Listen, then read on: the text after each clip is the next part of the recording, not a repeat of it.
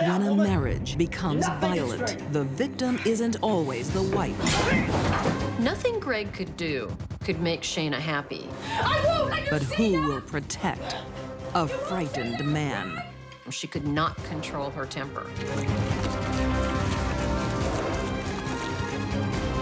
The unusual, violent nature of this was something that he just didn't see coming.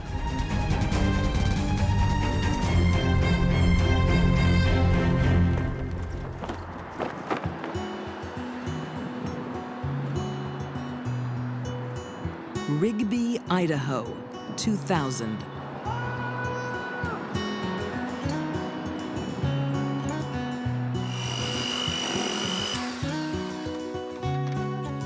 Hey, kids! Greg Whitmore appears to be a lucky man in more ways than one. You're welcome. What about me? I didn't get. Please have some. There you go. Come on, Greg. princess. Give her some. Oh, A soldier, he survives the First Gulf War and returns home to start a new life with his sweetheart, Shaina Parkinson. The couple is blessed with a son and a daughter. I got another one here for you. There you go. You don't have to make 3 years, okay? Greg was a very easygoing guy, loved his kids, and real family-oriented type of a person. But the happy times don't last. Greg is married to a troubled woman. It appears to me that Shaina had more than one untreated and possibly undiagnosed mental disorder.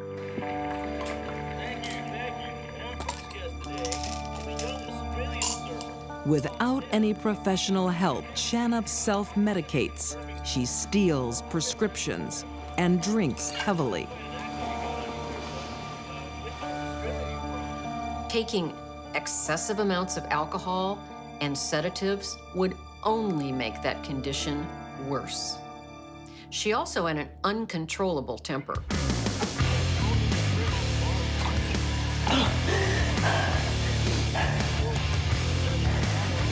There is one target for her dark moods, her husband. What the hell, Ben? Good work. Don't you lie to me! She would lash out violently at Greg repeatedly. Nothing Greg could do could make her happy. Keep your hands off me! She could not control her temper. Shaina's behavior was very bizarre, very strange. She was someone who was very difficult to figure out what was going on inside her head.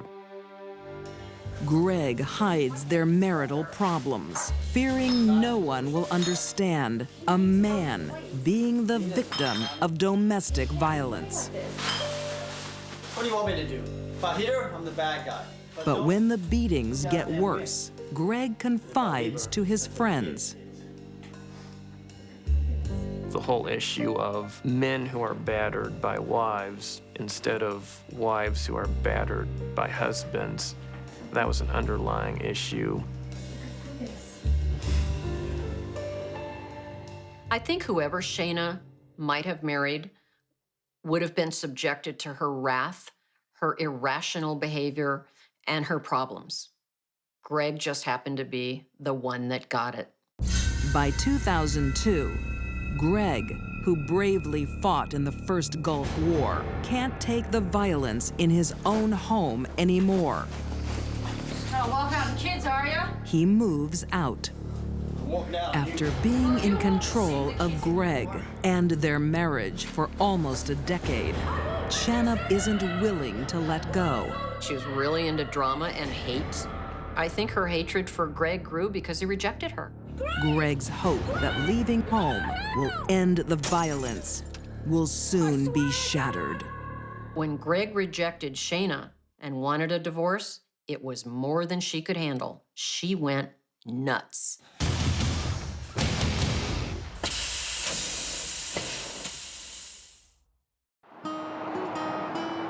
Rigby, Idaho. A perfect marriage deteriorates into spousal abuse. But Shaina Parkinson isn't the victim. She's the attacker, emotionally unstable and doped up on pills and alcohol. She beats her husband, Greg. Fed up with the abuse, he moves out. She didn't want to give up, didn't want to let go of things that she was holding on to from that marriage. I love it. I love it. In 2003, Greg is divorced and free to find love again with 29-year-old beauty Karen Cummings. Not everyone is happy. Greg and Karen met. That obviously stirred up further emotions in Shaina. It further exasperated the situation. Insane with jealousy, Shaina stalks her ex-husband and his lover.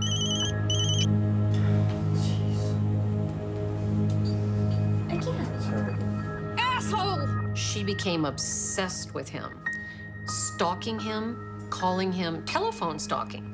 Sometimes a couple of hundred calls a day, no matter where he was.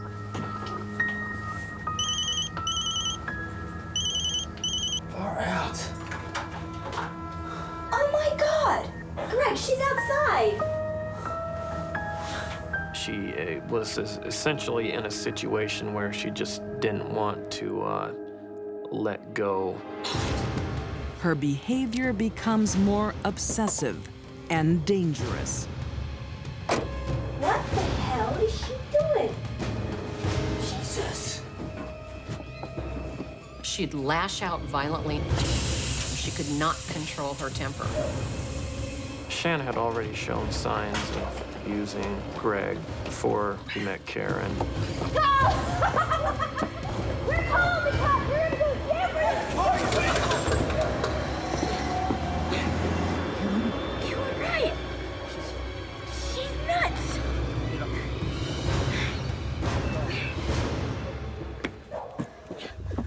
The children still live with Shaina, but Greg is worried about their safety and attempts to gain custody. Greg's bid to protect his family only adds fuel to the fire. Shaina breaks into Greg's home and steals everything precious to him.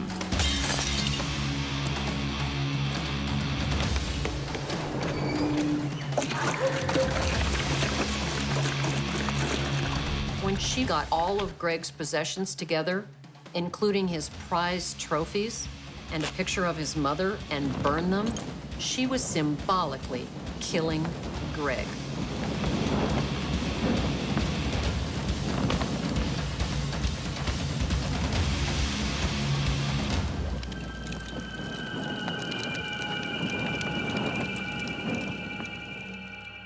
It's common to have custody battles and so forth, but this was one that was taken to the extreme. Just days later, on February 1st, 2004, Shaina pays Greg another unexpected visit. Don't you two look cozy? How'd you get here? Shaina snapped, lost total control of something that had been building up, and stabbed Greg multiple times. When women are motivated to kill based on revenge or jealousy, oftentimes we see that they fly into a rage, and the rage becomes uncontrollable. They don't stop stabbing until they feel like it, until they've run out of steam.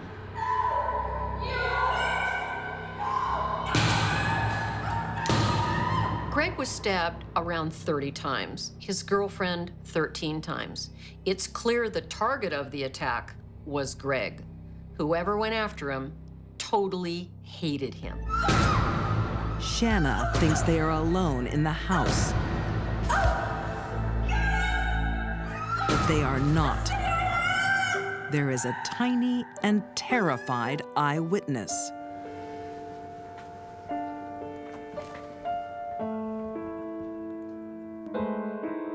Karen had a 5-year-old daughter who witnessed the murder from another room. The little girl tries to help her mom the only way she can. She bravely calls 911. Very emotional to hear the frightened call of a 5 or 6-year-old girl telling the dispatcher that she'd just seen her mother murdered.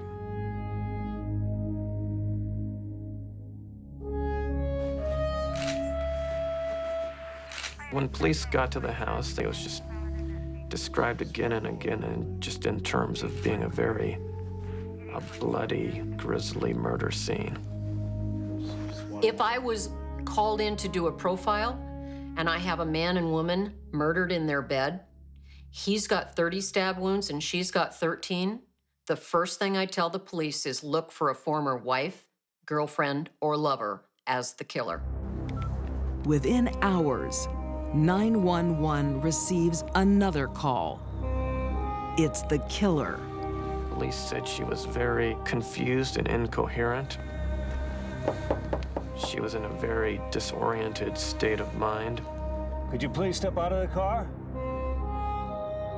Shaina is found several miles away in a neighboring Are county. you hurt? No. Ma'am, you're covered in blood. Evidence literally dripping from her. I don't know what happened. Why don't you come with me? Just come with me and go straight. Shaina Parkinson had so many mental, behavioral, and emotional problems. It doesn't surprise me that it culminated in murder. With indisputable forensic evidence, Shaina Parkinson is found guilty of murder. In August 2004, she is sentenced to life with a minimum of 27 years.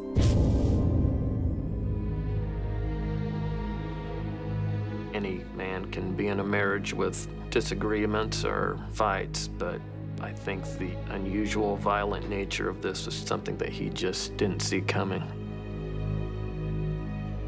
This is one of those sad cases where the perpetrator needs to be taken away from society forever, so the rest of us are safe. She needs to remain incarcerated for the rest of her life.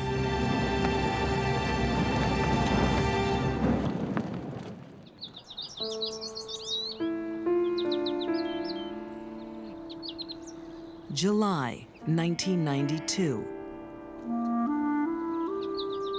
On a multi-million-dollar farm in Knoxville, Tennessee, a wealthy family prepares for the worst. Ed Dossett, the respected local assistant district attorney, is terminally ill. Ed Dossett was receiving treatment. He was dying of colon cancer. His wife, Reenella, a nurse, is caring for him. They've had 20 privileged and prosperous years together.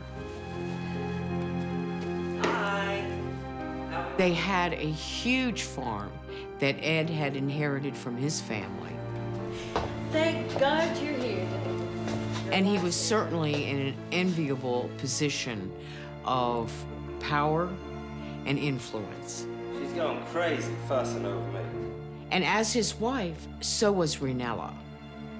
Drawing a line, one come near my head. Well, there ain't much to cut now, is there? Ed's death is a slow one. It's better to leave it to an expert anyhow. Oh, well, I But don't know about Reenella that, has support, It's including their neighbor, town barber David Leath. A little off the top. Easygoing, laid-back sort of person. He'd help anyone. That was the kind of person he was.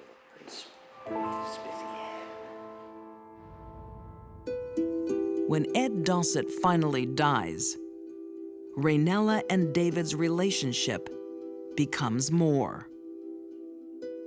Hi, honey. I'm here. I got you these. So, what would you like to do tonight? Another carriage ride? He was very romantic. Horses in a jiffy. Every Thursday, he gave her a red rose Thursday? because that's what he did on the first night they went out. Thursday is my favorite day of the week.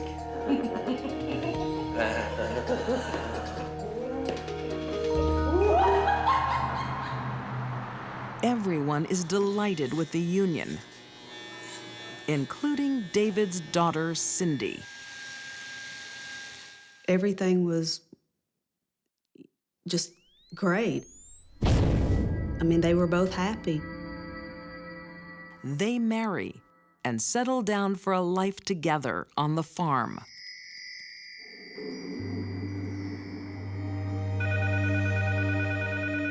Until Reenella gets a phone call.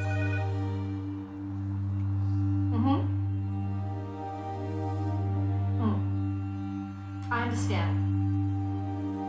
Yes, of course, I want to know more.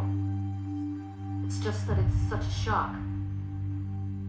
She found out her first husband, Ed Dossett, had actually had another son with another woman. Thank you. Please stay in touch. Ed had an affair with his secretary. Ed, you bastard! White with rage. Reenella's revenge will be to shoot the messenger. Hello? I should kill you. And that woman! That is the strangest response I've ever heard of when a woman found out that her husband had fathered another child. The messenger is the husband of Ed's lover. He's laying there helpless, and she comes up and said, This time I won't miss. she pulls the trigger, I used to be a better shot. and it clicks. Nothing left in the gun. The ammunition is spent.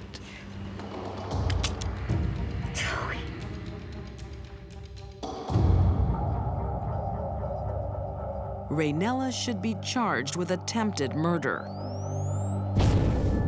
But with friends in high places, she gets off lightly. Here is where Reenella's influence and privilege in the community came to bear. She worked a deal. She pled guilty to the charge of aggravated assault, and it was passed for a period of 6 or so years on good behavior. So how's Tom? David stands by his wife throughout the legal ordeal. Oh, hey, you know, David. But it changes Reenella.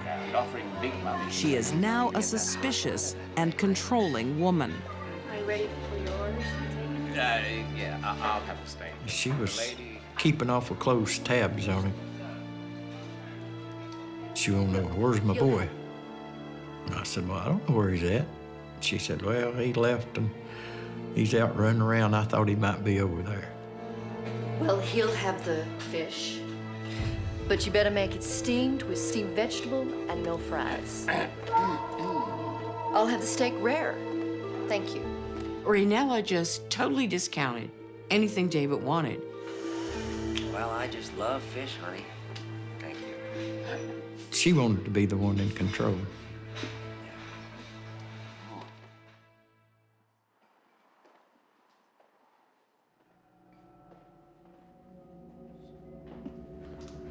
Sign here.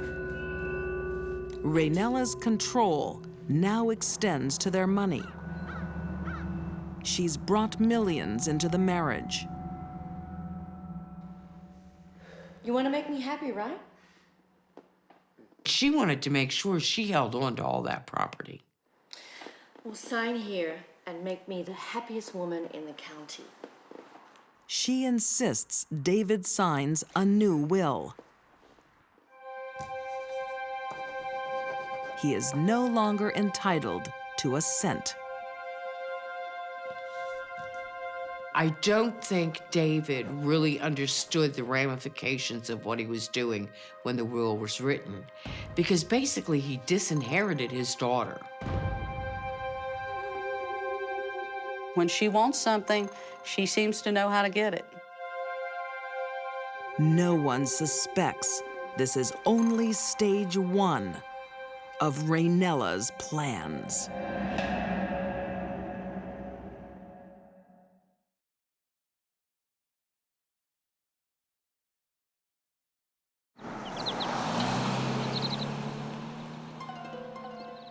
Reenella Dossett Leath has assets worth $18 million. Hi, honey. Reenella, why do you need these guns for? Well, it's a farm, isn't it? Not that you'd know. She wants to protect them from David, her second husband. Papa always said you've got to protect what's yours. After finding out her first husband has an illegitimate child, she thinks all men are cheats. David's been forced to bear the brunt of Reenella's fury.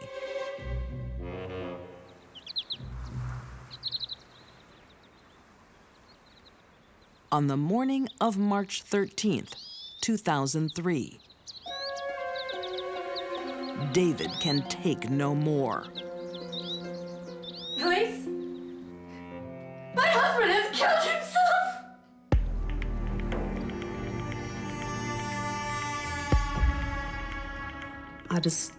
I couldn't believe it. I was just totally shocked.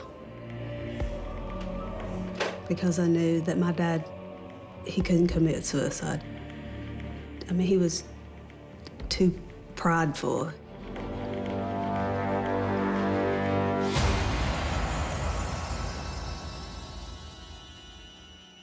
When the police arrived on the scene, they initially thought that it was a suicide, but a few things started not to add up for that.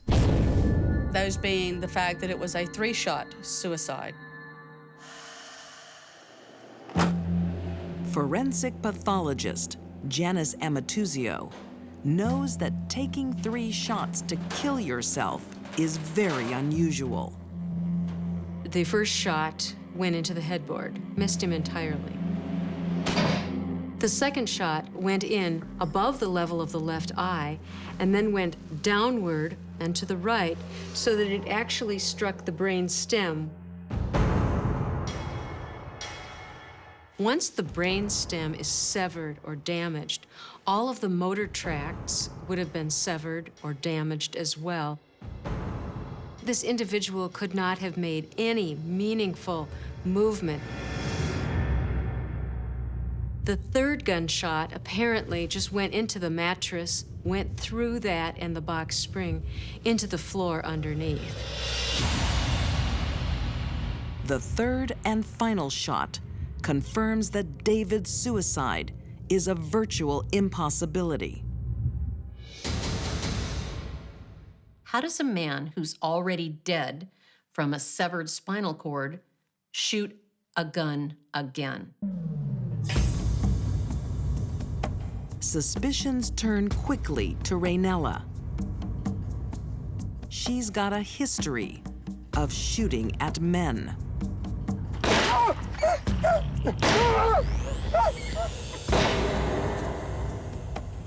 Also suspicious are the surgical sedatives found in David's bloodstream. Hours before he died, David was incapacitated. For police, it's the final piece of the jigsaw.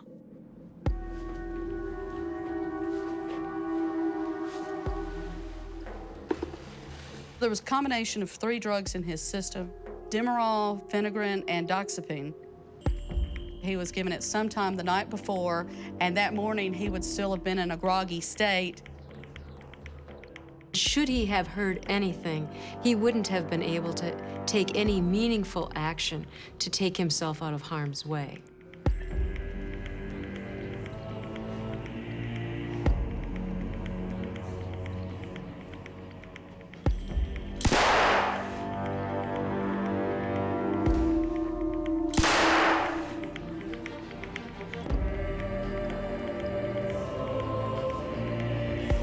The third shot was fired for one reason only: to wrap David's hand around that gun so he would have gunshot residue on his hand.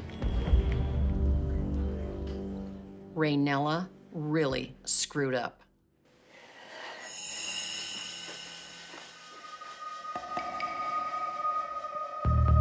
Reenella is charged with her husband's murder.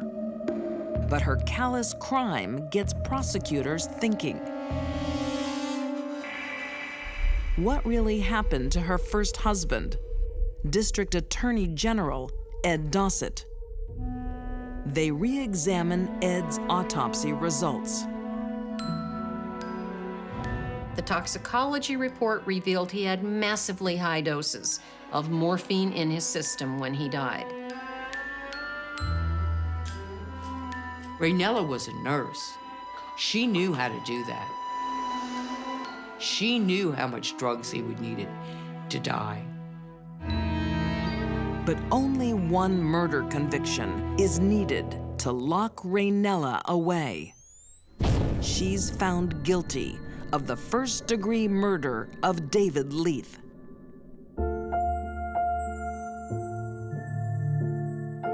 My dad, he was a good guy. He was happy-go-lucky. Everybody liked him. I never got to, say goodbye. Reenella Dossett Leath is serving a life sentence in the Woman's State Prison in Nashville. Reenella is a greedy sociopath who cares more for the almighty dollar than she did the life of her husbands. Is Reenella dangerous? Absolutely. Envy of others can be dangerous. That would be her dream, to own such property. It can turn neighbor against neighbor. She would say anything to get what she wanted. I don't even know if I can tell you. With chilling consequences. This involved a degree of violence that was very great. That leave communities in shock. That one of their own should be the killer, which psychologically traumatised that community. In 2006, Nowra, New South Wales, Australia.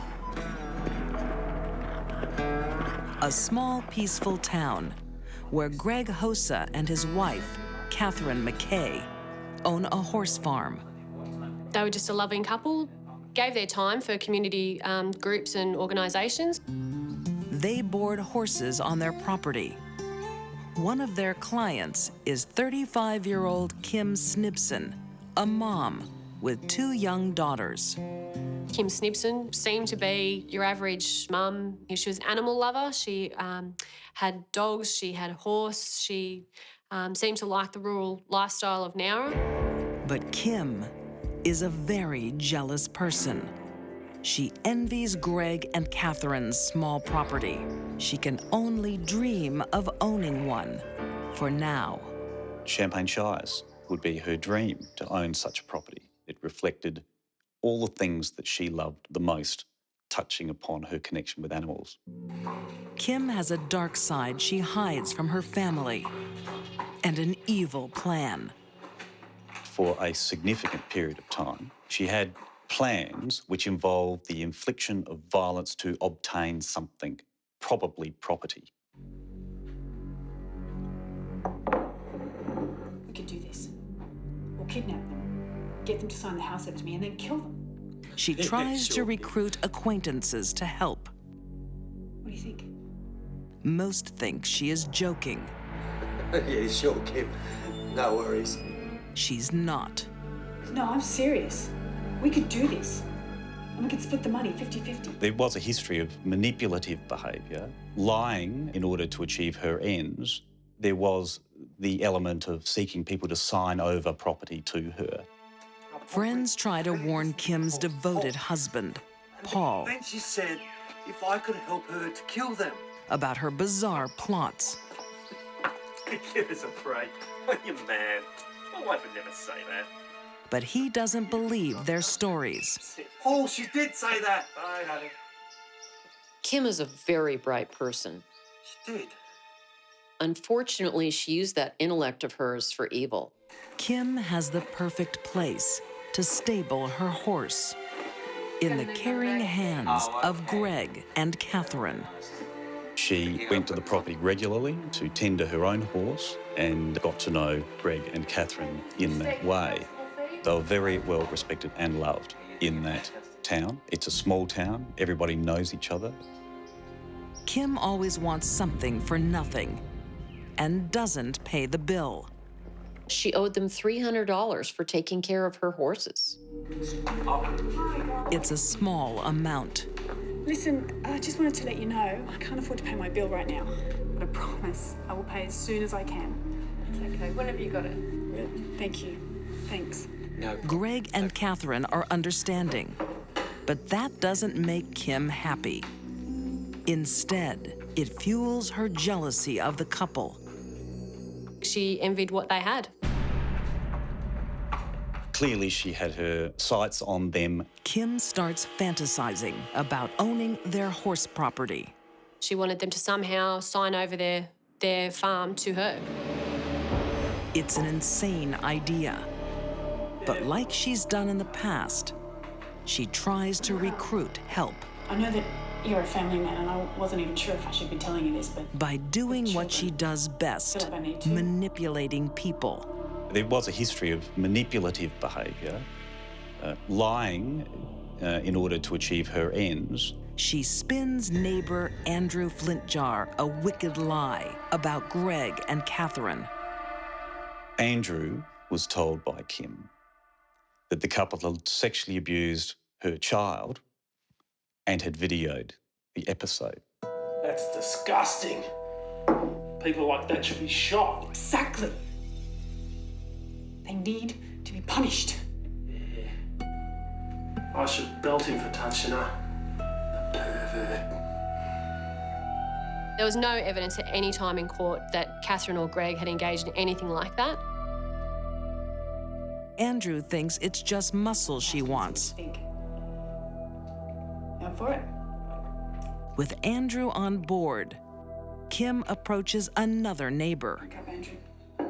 Stacey Lee Caton was a known criminal. He had said that he had wanted to get his life back on track. What happened, Kim? Kim fabricates a different story. He drugged me. And then he filmed me performing this lewd sex act. It was horrible. Stacey Lee Caton was told by her that a couple had drugged her, sexually assaulted her, and videoed the episode. It seems to be a total fantasy on her part. Stacey. So she employed a means of modulating the story, depending on the person who was the recipient of it, to press the right buttons. The theme was always one of sexual impropriety. And of course, nothing excites people's sympathy more than that. Two men, Stacey. Two different lies, but both take the bait. I want to get back at him. She knew exactly what to say to each one to get them worked up enough to help her kill.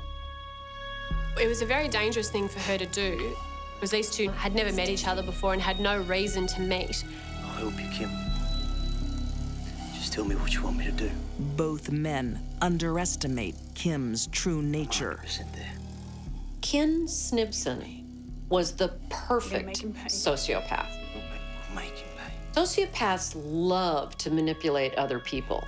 It's fun for them. They consider it part of the chase, part of the leading up to any crime. Kim's ready to make her twisted dreams a deadly reality. Finally, she worked up to the ultimate crime. I've got an idea. It's gonna take a lot of work. January 28th, 2006, Nowra, Australia. 35-year-old Kim Snibson wants something for nothing. Her web of lies has convinced locals, Andrew Flintjar and Stacey Lee Caton, to help her. They think they are needed to rough up the owners of a horse farm. Hi, Greg, can you come over? There's something I want to talk to you about. Kim lures Greg Hossa to her house. Okay. She coming? It's coming. He came quickly after that conversation occurred. He didn't think that he was in any danger or that there would be any problem.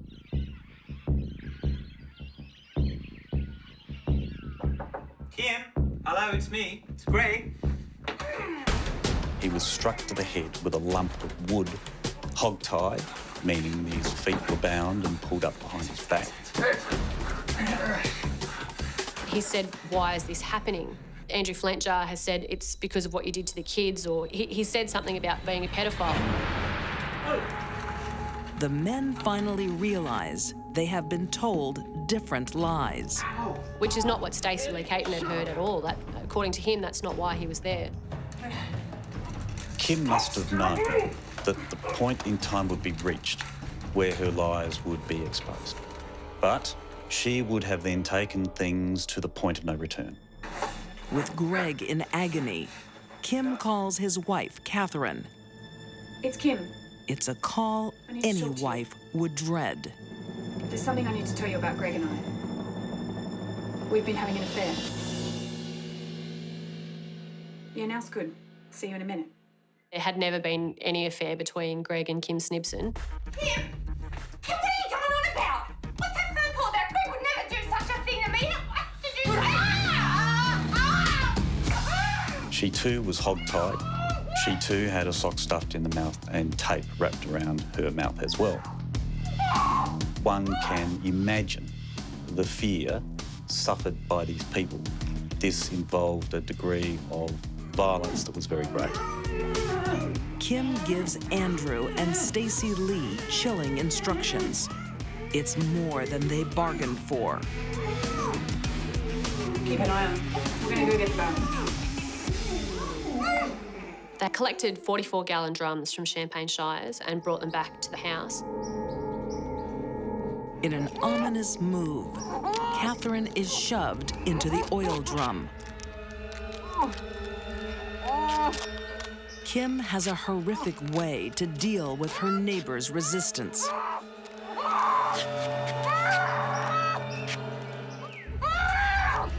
She murdered Catherine by wrapping tape around her face and eyes and nose.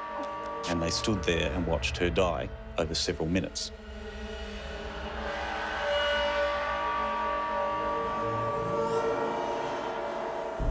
Stacey Lee Caton looks on.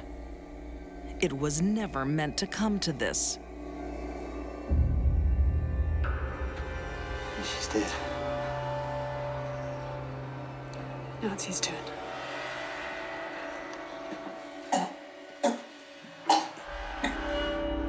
Kim's got a different plan for Greg. Kim killed Greg Hossa by garroting him with electrical wire. Kim killed them both deliberately and methodically. Kim is a natural-born killer. She wanted to commit murder. Kidnapped and brutally forced into makeshift coffins, a loving husband and wife are dead. Once it got dark, the barrels were loaded into the back of Kim Snibson's station wagon and taken out to the state forest.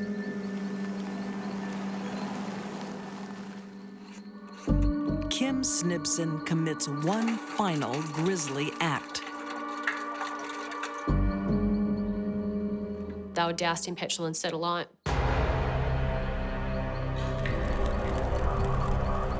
Incinerating the bodies was done for no other purpose than to destroy evidence that those two poor people had ever been to Kim's house that day. I have been involved in some shocking crimes involving dreadful brutality. This case stands out because in my career, I can only reasonably expect to come across one or two sociopaths, and that's what Kim Snibson is. Within hours, unable to live with the horror he's been part of, Stacey Lee Caton reveals the murderous deed. Stacey Lee Caton went next door to his sister's house and spoke to her and her husband and gave them some details of what happened, and they took him to the police station. The community was devastated by it. Devastated. That one of their own should be the killer was something which psychologically traumatised that community.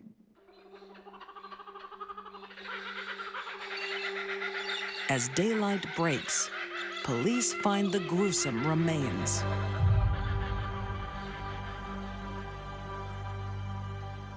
All that remained of Catherine was her right foot, and little remained of Greg. Thanks to Stacey Lee's confession, Kim's quickly arrested. Her delusion of taking over the horse farm would never be realized. Would Kim have regret? None. There will be no remorse from Kim Snibson. It's not in her nature. I sat there in that courtroom for a couple of weeks and she didn't seem to be shedding any tears.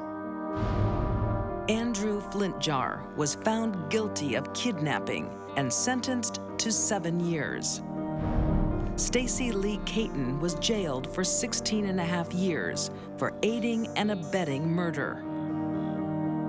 On September 5th, 2008, Kim Snibson is found guilty of murdering Greg Hossa and Catherine McKay.